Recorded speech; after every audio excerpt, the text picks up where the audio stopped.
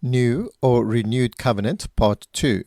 Torah observers often claim that the new covenant described in Hebrews chapter 8 verse 6 to verse 12 is not truly new, but rather a renewed covenant.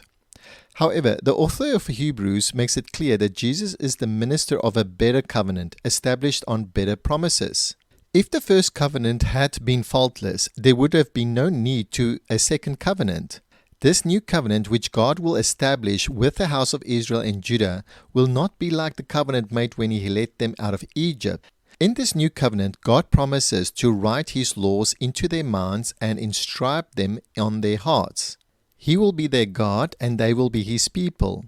Under this covenant, they will no longer teach one another to know the Lord, for they will all know Him, from the least to the greatest. Furthermore, God declares that He will be merciful to their unrighteousness, and their sins and iniquities will no longer be remembered.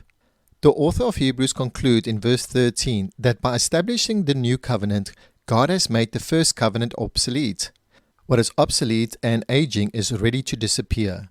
The author also speaks of the new covenant in Hebrews chapter 12 verse 24, stating that Jesus is the mediator of this covenant, marked by sprinkling blood that speaks of a better things than the blood of Abel.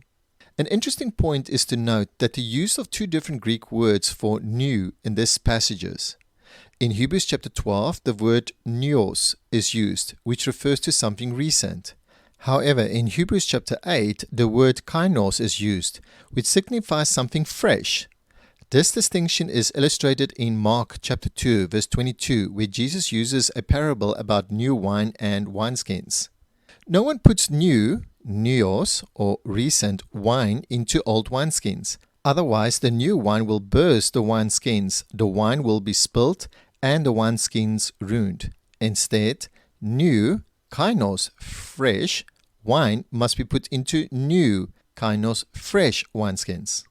This example shows that, like the Hebrew word for new, the Greek word for neos and kainos do not imply renewed. If renewed were intended, the Greek term ananio would have been used.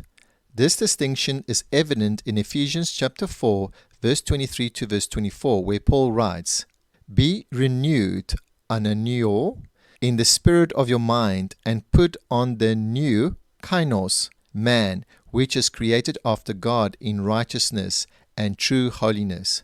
Like and subscribe for more 2-minute biblical rebuttals.